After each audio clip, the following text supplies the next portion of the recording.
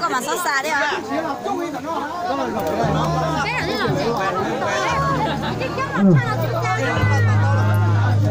Nhà cái lò xuôi lên là nó để đi lo làm đây này. Có gì? Cái tôi bỏ từ trong giò nè. Cái tôi bỏ từ trong giò nè. Cái tôi từ trong giò rồi bé vàng là có sao vậy? Đâu chỉ cái con kia.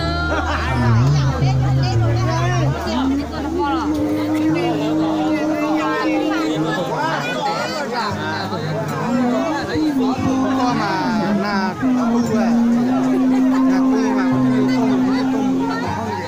trong tuần nặng lắm quá. Bây giờ thì giới tình này chúng ta luôn là mình luôn nó không có một này.